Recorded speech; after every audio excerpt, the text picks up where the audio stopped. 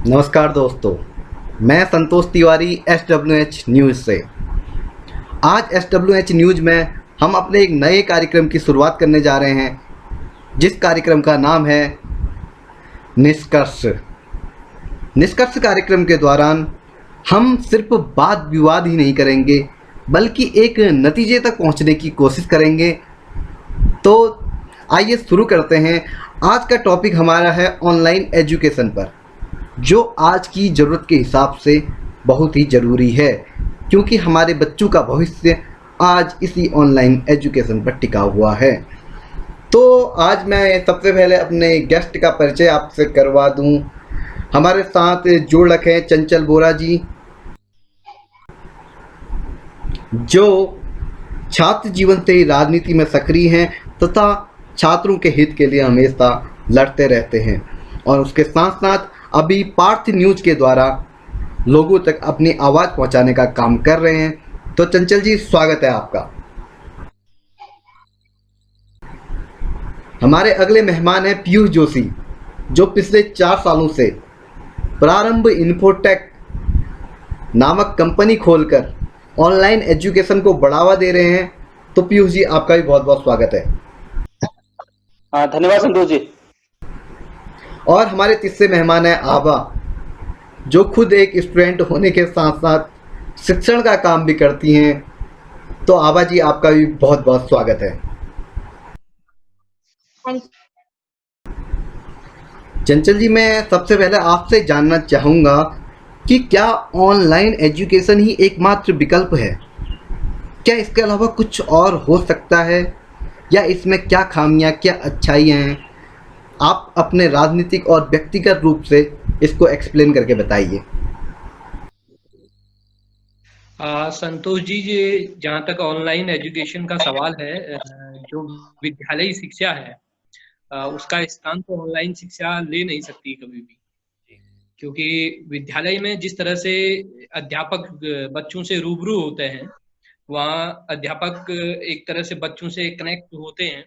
उस तरह की शिक्षा को दरकिनार तो नहीं कर सकते हैं, लेकिन ऑनलाइन शिक्षा आप बेसिकली देखते हैं तो हायर एजुकेशन में आप देख सकते हैं कि उसका फायदा हो सकता है ऑनलाइन शिक्षा का। लेकिन प्राथमिक स्तर पर या माध्यमिक स्तर पर या उच्च स्तर में उच्च माध्यमिक स्तर पर ऑनलाइन शिक्षा को उतना प्रभावपूर्ण तरीके से नहीं देखा जाना चाहिए समाज में, क्योंकि बच्चों के अंदर मोबाइल जब बच्चों को दिया जाता है इस उम्र में, तो कहीं ना कहीं जो बच्चों के अंदर एक, मैं कह सकता हूँ कि एक पॉजिटिव वे की ओर बच्चे नहीं जाएंगे, जहाँ तक मुझे लगता है। और दूसरा मेरा ये मानना है कि पूरे विश्व के परिदृश्य में हम देखते हैं, तो यहाँ भारत के परिदृश्य में देखते हैं कि जहाँ गांव में आज तक सड़क नहीं है, स्वास्थ्य सुविधाएं नहीं है, और वहाँ आपके पास BSNL के टावर तक नहीं है, तो वहां पर आप ऑनलाइन शिक्षा को कैसे मजबूत समझ सकते हैं? तो कहीं ना कहीं ऑनलाइन शिक्षा के जरिए उन बच्चों को या उन परिवारों को वंचित किया जा रहा है जो आर्थिक रूप से मजबूत नहीं है।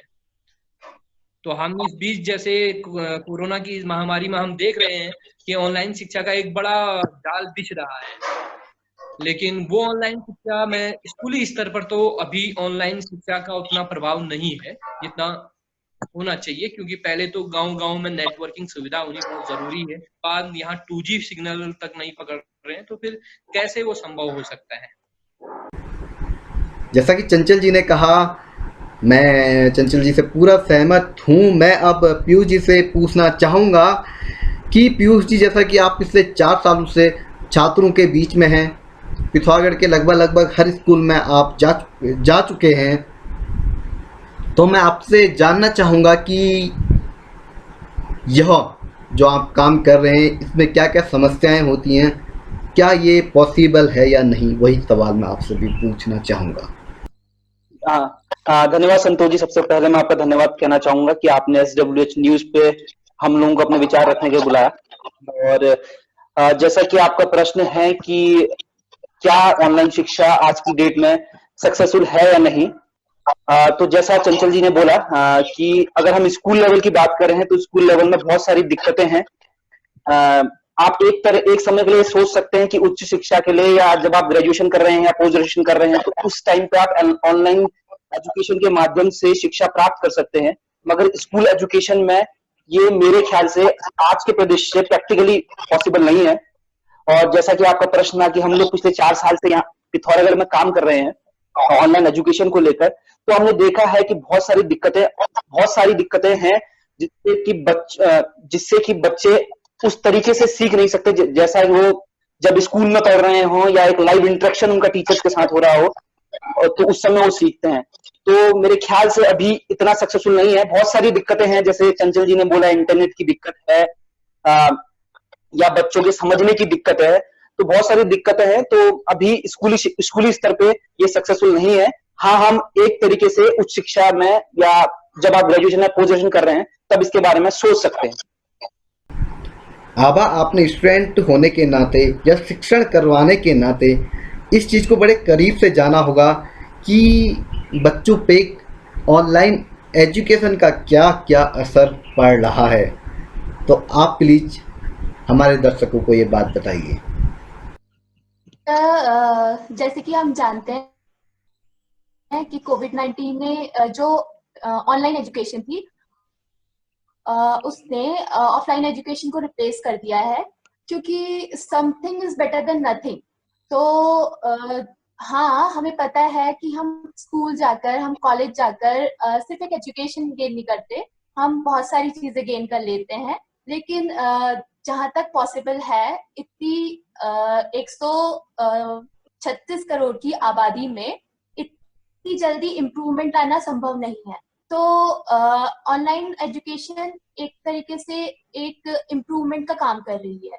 तो मेरे भी बहुत सारे क्वेश्चंस थे, जैसे पीयूष जी, आप बहुत टाइम से, लगभग जितना मैं जानती हूँ 4 साल से ऑनलाइन एजुकेशन पे काम कर रहे हैं।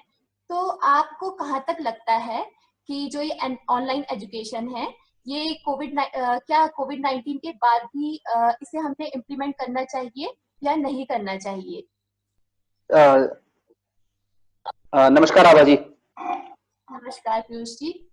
हाँ, तो देखिए, आपके जो प्रश्न हैं वो सही हैं, बट मुझे अब जैसा कि आप जानते हैं, हम 4 साल से काम कर रहे हैं ऑनलाइन एजुकेशन के ऊपर, तो मुझे नहीं लगता कि ट्रेडिशनल स्कूलिंग को हम इस चीज से रिप्लेस कर सकते हैं।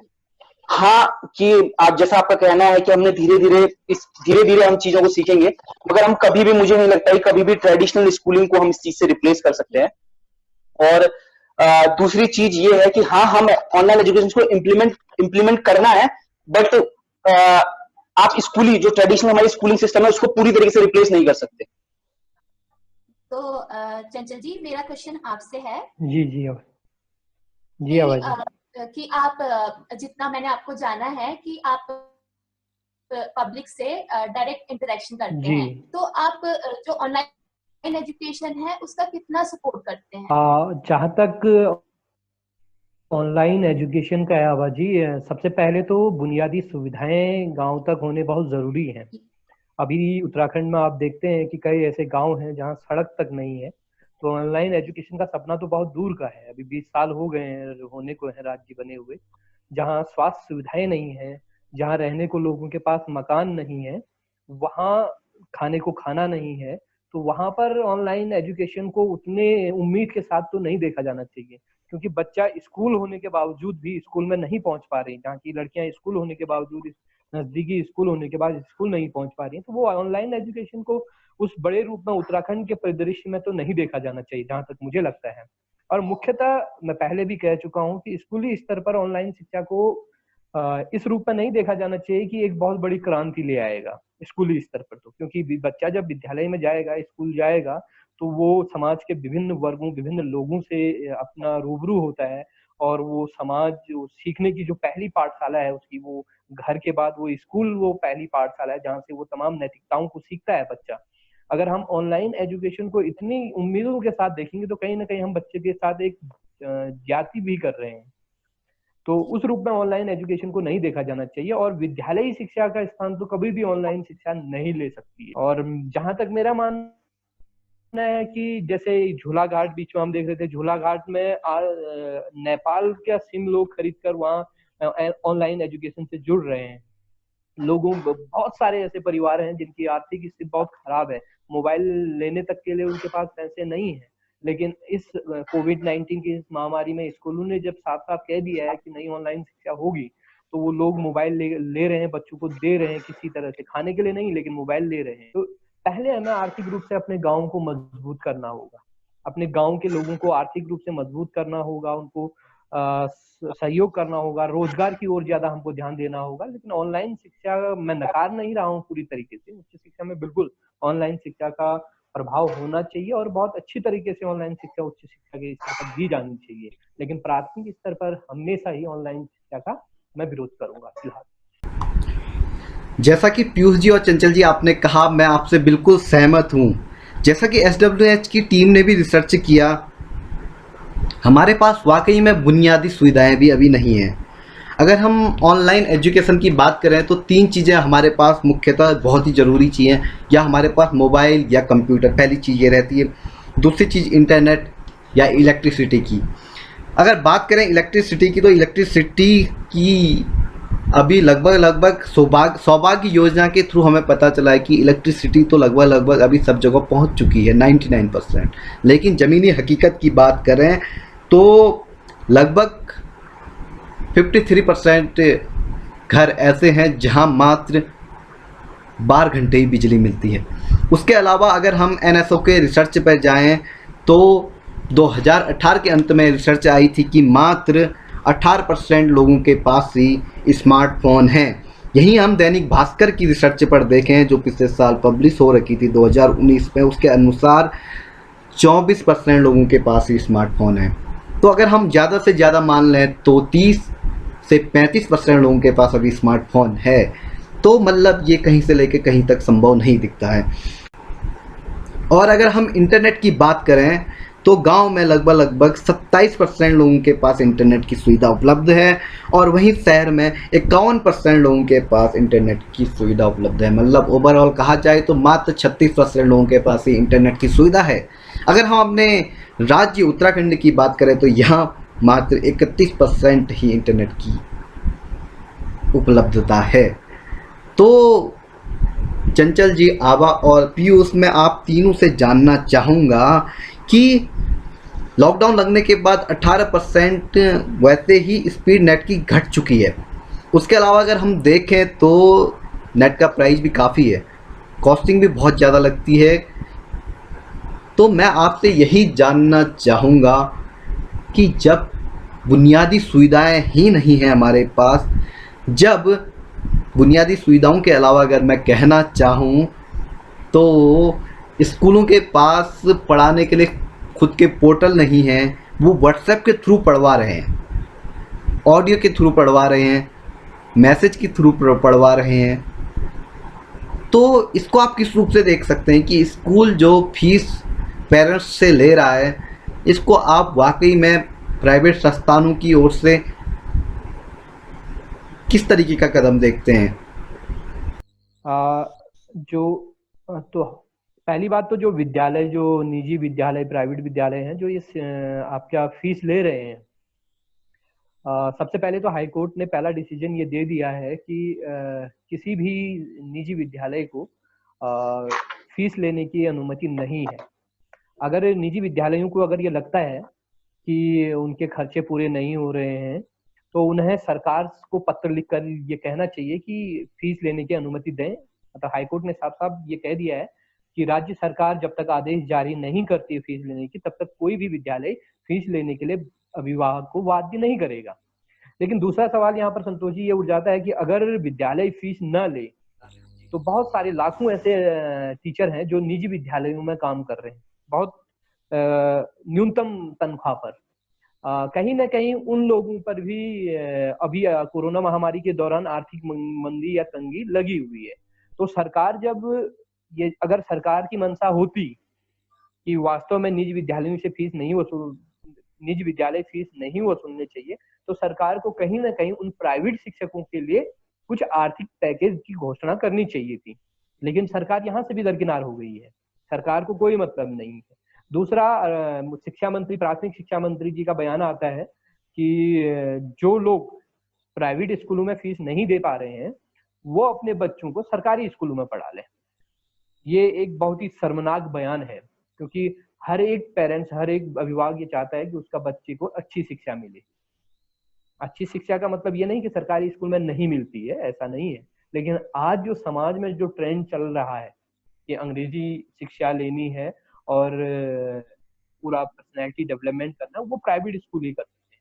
लेकिन ऐसा नहीं है, सरकारी स्कूलों को किसी तरह खत्म करने की कोशिश सरकारों ने की है, तभी अभिभावक अपने बच्चों को सरकारी स्कूल में नहीं भेज रहे हैं। तो सरकार का ये दायित्व है कि पहले सरकारी स्कूलों के प्रति लोगों के नजरिया को बदले, तब जाकर आपका कुछ हो सकता है। बाकी निजी विद्यालयों का जो मालिक हैं, उनके प्राइवेट स्कूल के जो मालिक हैं, उनको तनख्वाह भी देनी पड़ती है अपने प्राइवेट टीचरों को। हालांकि कुछ स्कूल ऐसे हैं जो पूरी फीस ले रहे हैं, कुछ स्कूल ऐसे हैं जो सिर्फ ट्यूशन फीस ले रहे हैं। अब ये उनके विवेक पर निर्भर करता है, देखिए आगे आगे होता क्या है। जैसा कि पीयूष जी, हमने देखा कि ऑनलाइन शिक्षा में खामियां बहुत हैं, जो अभी लगता नहीं कि इतनी आसानी से सक्सेसफुल हो पाएगा। तो आपको क्या लगता है, आप क्या इसका अल्टरनेटिव हो सकता है जो अभिभावक शिक्षक के साथ साथ छात्रों के हित के लिए हो?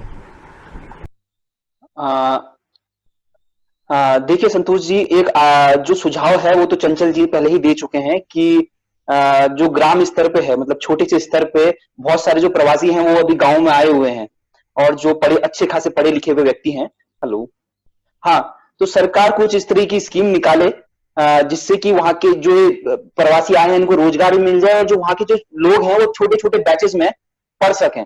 तो इस तरह की कोई स्कीम्स निकल सकती है। दूसरा ये हो सकता है कि ऑनलाइन एजुकेशन का मतलब आज की डेट में क्या हो रहा है। अगर मैं बेसिकली पिथौरागढ़ डिस्ट्रिक्ट की बात करूं, तो पिथौरागढ़ डिस्ट्रिक्ट में आप व्हाट्सएप ग्रुप में आप एक ऑडियो भेज दें तो उसको आप ऑनलाइन एजुकेशन कह रहे हैं। ये ऑनलाइन एजुकेशन नहीं है, क्योंकि ऑनलाइन एजुकेशन का मतलब बच्चे की क्रिएटिविटी को और ज्यादा, मतलब ऑनलाइन एजुकेशन से बच्चे की क्रिएटिविटी और बढ़नी चाहिए, तो इससे तो बच्चे की क्रिएटिविटी बढ़ नहीं रही, क्योंकि वो दिन भर व्हाट्सएप में लगे रहता है और व्हाट्सएप में सिर्फ ऑडियो सुनता है। तो आप एक ऐसा प्लेटफॉर्म बना सकते हैं, या सरकार ऐसा प्लेटफॉर्म बना सकती है जिससे कि बच्चों की क्रिएटिविटी के भी बढ़े ऑनलाइन। जैसे आप अगर बायजूस का कोई एप्लीकेशन ले लें, एक बायजूस में आपको एप्लीकेशन एग्जांपल देता हूं, कि इस तरह की सरकार कोई एप्लीकेशन निकाले जो कि बच्चों को फ्री ऑफ कॉस्ट प्रोवाइड हो, तो इससे जो होगा बच्चों की क्रिएटिविटी भी बढ़ेगी और ऑनलाइन एजुकेशन का फायदा भी होगा। तो इस तरह का ऑनलाइन एजुकेशन सिस्टम हो तो बेहतर है। जिस तरह का ऑनलाइन एजुकेशन सिस्टम चल रहा है वो बेहतर भी नहीं है और इसको इंप्लीमेंट करना भी नहीं चाहिए। तो एक सवाल उठकर आता है, मैं चंचल जी खास आपसे पूछना चाहूँगा कि जैसा कि राजस्थान सरकार ने अपने शिक्षा दर्शन कार्यक्रम के द्वारा यह घोषणा कर रखी थी कि रेडियो या टीवी जो अधिकतर घरों में उपलब्ध रहता ही है, जिसमें कॉस्टिंग भी कम आती है, इसके थ्रू पढ़ाया जाए, तो आप इसको किस रूप में देखते हैं? क्या ये भी एक अच्छा विकल्प है? देखिए संतोष जी, ये बेहतरीन कदम है। सरकार को इसी तरह के कदम उठाने चाहिए थे। दूरदर्शन जैसे गांव-गांव में जहाँ टीवी है, दूरदर्शन से या रेडियो पे इस तरह के प्रोग्राम शिक्षा को चलाया जा सकता है। जी, तो मैं कह रहा था कि जो राजस्थान सरकार ने अपने कदम उठाए, ये बहुत सराहनीय कदम है। मैं इस बात को मेंशन कर रहा था कि मोबाइल जैसे संसाधनों ने आज मोबाइल जैसे इन टावरों की रेडिएशन से आदमी का जीवन जीने की जो क्षमता है वो बहुत कम हो गई है। कहीं ना कहीं ये रेडिएशन आदमी को पैरालाइज कर रहा है या मेंटली डिस्टर्ब कर रहा है। अब ये शोध में भी पाया गया है कि मेंटली डिस्टर्ब हो रहे आदमी, पैरालाइज हो रहे हैं, लोगों को पता है। इस रेडिएशन से सारी चीजें चल रही। जब हम ये मोबाइल छोटे छोटे बच्चों के हाथ में दे रहे हैं, बहुत छोटे छोटे बच्चों के हाथ में दे रहे हैं, कक्षा 3, 4, 5 में पढ़ने वाले बच्चों के हाथ में दे रहे हैं, तो उनकी इस रेडिएशन से जब कनेक्टिविटी बढ़ती है तो कहीं ना कहीं उनके जीवन जीने के ढंग में भी बदलाव आ रहा है। तो कहीं ना कहीं हम एक ऐसे दुश्मन से लड़ रहे हैं और अपने बच्चों को ऑनलाइन एजुकेशन के माध्यम से ऐसे दुश्मन से लड़ा रहे हैं जो दिख नहीं रहा है, लेकिन आपके बच्चों की शक्ति को कमजोर कर रहा है, आपके बच्चों की सोचने समझने की शक्ति को कमजोर कर रही है ये रेडिएशन। इस बात को हमको समझना पड़ेगा। मैं आपको पहले भी कह चुका हूं कि प्राथमिक स्तर पर, गांव के स्तर पर ग्राम प्रधानों को ये जिम्मेदारी दे दी जानी चाहिए सरकार को कि जो प्रवासी आए हैं उनके द्वारा बच्चों को पढ़ाया जाना चाहिए, छोटे छोटे झुंड में, छोटे छोटे समूह में। और सरकार जो प्रवासी आए हैं, क्योंकि रोजगार का भी तलाश है, रोजगार भी नहीं है, उनका रोजगार छिन चुका है। सरकार को पढ़ाने के एवज में उन जो पढ़ा रहे हैं प्रवासी, उनको कुछ मदद करनी चाहिए आर्थिक रूप से भी। इससे रोजगार भी मिलेगा, शिक्षा भी पहुंच जाएगी गांव गांव तक। बच्चों को जो हमें बहुत डर है कि बच्चा पढ़ेगा नहीं पढ़ेगा, वो शिक्षा भी पहुंचेगी, गांव का शैक्षणिक माहौल भी बनेगा, और एक अच्छे समाज की ओर हम गांव अच्छे समाज की ओर अपने राज्य को या अपने देश को आगे बढ़ाएंगे। जैसा कि चंचल जी ने एक समस्या बताई, ऑनलाइन एजुकेशन पढ़ते समय बच्चों को क्या क्या प्रॉब्लम्स होती हैं, तो आबा मैं आपसे भी जानना चाहूँगा कि जब स्टूडेंट ऑनलाइन पढ़ता है या मोबाइल, लैपटॉप, कंप्यूटर के सामने कई देर तक बैठा रहता है, तो उसको क्या क्या प्रॉब्लम्स हो सकती हैं? जी आबा बताइए। तो जैसे कि चंचल जी ने और पीयूष जी ने बहुत सारी डिमेरिट्स बताई हैं ऑनलाइन एजुकेशन की, तो मुझे लगता है कि जो बच्चे होते हैं वो ज्यादातर जो मोबाइल है, लैपटॉप्स हैं, उनकी ओर आकर्षित होते हैं। तो लेकिन जो उनसे थोड़े बड़े एज के बच्चे होते हैं, तो वो उनको पता होता है कि क्या सही है क्या गलत है। तो मुझे लगता है कि जैसे सर ने बोला, चंचल सर ने बोला कि जो प्रवासी आ रहे हैं तो उनके थ्रू बच्चों को शिक्षा देनी चाहिए। हाँ, ये भी है, और एक जो एक इसका सोल्यूशन निकल सकता है वो गवर्नमेंट के थ्रू भी निकल सकता है। गवर्नमेंट ने इस पे बहुत जो प्राइवेट जो संस्थान है उन पे उनकी हेल्प करनी चाहिए, और जो गवर्नमेंट स्कूल्स हैं वहां पर सब कुछ सारी फैसिलिटीज हैं। जैसे अपने घर से देखती हूँ कि ट्रक भर भर के गवर्नमेंट स्कूल्स के लिए सारी फैसिलिटीज दी जाती है, चेयर्स दी जाती है, सारा इंफ्रास्ट्रक्चर प्रोवाइड किया जाता है, लेकिन वहां पर बच्चे नहीं है। तो कुछ टाइम के लिए मुझे लगता है कि यहाँ पर जो प्राइवेट स्कूल के बच्चे हैं वो वहां पर आ सकते हैं, एजुकेशन ले सकते हैं। इस पे गवर्नमेंट हमारी हेल्प कर सकती है। और जो दूसरी चीज है वो ये है कि गवर्नमेंट बोल रही थी, जैसा हम सब जानते हैं कि जो हमारी बेसिक जो नीड है वो एजुकेशन और हेल्थ की है। तो गवर्नमेंट ने कुछ टाइम पहले ये ऐलान किया था कि जो होम स्टेज हैं उनको हम लोग जो खाली बिल्डिंग्स हैं, तो मेरे घर के पास HMT हल्द्वानी है, तो वो खाली बिल्डिंग्स हैं, तो गवर्नमेंट ने उस पर बोला था कि इसको होम स्टेज पे चेंज कर देंगे। लेकिन जब थोड़ा सा आगे बढ़ती हूँ कि कंट्री पे आए थे, तो गवर्नमेंट ने फिजूल खर्ची करी थी ताकि जो सेपरेशन हो सके स्लम्स का और जो अच्छे एरिया का। तो बीच पे फिजूल खर्ची से वॉल लगा दी गई थी। तो क्यों ना जो होम स्टेज हैं तो वहां पर एक प्राथमिक शिक्षा खोली जाए, क्यों ना वहां पर सोशल डिस्टेंसिंग करी जाए, ताकि जो हमें जो प्राथमिक शिक्षा के थ्रू जो हमें जो एजुकेशन मिलती है उसके साथ हम लोग बहुत कुछ सीखते हैं, डिसिप्लिन सीखते हैं, तो इसमें हमें हेल्प मिल सकेगी और सोशल डिस्टेंसिंग भी हो सकेगी, और हम ऑल्टरनेट डेज पे जो ये एजुकेशन है वो ले सकते हैं।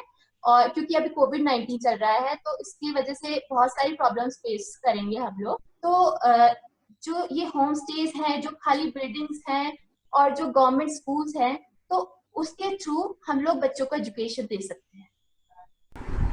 जैसा कि हम एजुकेशन की बात करें तो हमें कई देशों के मॉडल दिखाई देते हैं, लेकिन अगर हम अपने देश की बात करें तो हमें एक ऐसा मॉडल दिखाई देता है जिससे हर कोई प्रेरित है, चाहे देश हो चाहे विदेश में। ये मॉडल है लद्दाख का, लद्दाख के सोनम वांगचुक के स्कूल का। आपको शायद ज्ञात होगा, उस स्कूल में सारी फैसिलिटी, प्रैक्टिकल नॉलेज, हर चीज़ बच्चों को दी जाती है, बच्चों को समझाया जाता है, हर चीज़ वहाँ पर की कुछ ना कुछ बताती है। तो पीयूष जी, मैं आपसे जानना चाहूँगा कि क्या इस तरीके का एजुकेशन सिस्टम हमें स्टेट गवर्नमेंट हो, सेंट्रल गवर्नमेंट हो, कहीं ना कहीं से स्टार्ट कर देना चाहिए कि लोगों को, बच्चों को, अगर मैं थोड़ा सा और ब्रीफली बताऊं तो आपको सोनम वांगचुक ने जो ये स्कूल खोला है सैकमॉल, इस स्कूल में लगभग सब चीज़ प्रैक्टिकल होती है, चाहे कृषि पालन हो, चाहे गौ पालन हो, चाहे टेक्निकल काम हो, चाहे इंजीनियरिंग का काम हो, हर किसी काम को प्रैक्टिकली समझाया जाता है बच्चों को। क्योंकि यहाँ का अगर हम स्कूल देखें तो वह स्कूल भी बच्चों के द्वारा ही बनाया गया है। यहाँ पे इलेक्ट्रिसिटी नहीं है, सारा काम सौर ऊर्जा के द्वारा होता है। तो पीयूष जी, मैं आपसे यही जानना चाहूँगा फिर से कि क्या इस तरीके का मॉडल हमें पूरे देश में इम्प्लीमेंट करना चाहिए? हाँ संतोष जी, आप सुन पाए? हेलो, हाँ संतोष जी, जी बताइए। जी संतोष जी, जी जी जी जी जी संतोष जी, हाँ संतोष जी, इस तरीके के जो स्टेप्स हैं वो गवर्नमेंट ने उठाने चाहिए। कि जैसा मैंने पहले भी बताया और चंचल जी भी बता रहे थे ना, कि बहुत सारी दिक्कतें हैं, बुनियादी दिक्कतें हैं, जैसे इंटरनेट की सुविधा नहीं है, और जैसे आपने बताया कि इलेक्ट्रिसिटी बहुत सारे जो एरिया है वहां पे ज्यादा देर तक इलेक्ट्रिसिटी नहीं रहती। तो गवर्नमेंट ने इस तरीके से एक ऑफलाइन पोर्टल जो है, जैसे एक हो सकता है कि गवर्नमेंट जो है वो पेन ड्राइव कोर्सेज ले आए, या बच्चों को टैब्स प्रोवाइड करा दे कि बच्चे टैब्स के थ्रू मतलब ऑफलाइन ही एजुकेशन को ले सकें। तो इससे क्या होगा कि बच्चे की क्रिएटिविटी भी बढ़ेगी, क्योंकि जब आप उनको ऑफलाइन प्लेटफॉर्म देंगे तो उसमें जो ट्यूटर्स होंगे वो थोड़ा क्रिएटिव तरीके से पढ़ाएंगे। क्योंकि जो अभी पढ़ा रहे हैं बच्चे ऑनलाइन, जो टीचर्स जो अभी पढ़ा रहे हैं ऑनलाइन एजुकेशन के अगर उतना ज्यादा क्रिएटिव नहीं है। तो एक ऑफलाइन प्लेटफॉर्म ला सकती है government with the help of tabs और पीडीज। तो इससे क्या होगा कि बच्चों को और मतलब ज्यादा बेहतर होगा इस तरीके की पढ़ाई से, इस तरीके की ऑनलाइन एजुकेशन से। जैसा कि हमने कार्यक्रम के स्टार्टिंग में भी कहा था कि हम इसमें सिर्फ वाद विवाद नहीं करना चाहते, हम एक नतीजा जानना चाहते हैं। तो मैं एक एक करके हर किसी से आज के इस डिबेट का नतीजा जानना चाहूँगा, निष्कर्ष जानना चाहूँगा कि आखिर हम या हमारी सरकार हम किस लेवल तक क्या कर सकते हैं। तो सबसे पहले चंचल जी आप बताइए। देखिए संतोष जी, शिक्षा को लेकर आज़ादी से पहले भी बहुत सारे आयोग बने हुए हैं, और शिक्षा के बाद भी बहुत सारे आयोग बनाए हैं कि शिक्षा को किस तरह से इम्प्रूव किया जाए, किस तरह से गांव-गांव तक लड़कियों को लड़कों को शिक्षा से जोड़ा जाए, और व्यावसायिक शिक्षा पर विशेष ध्यान सरकार दे।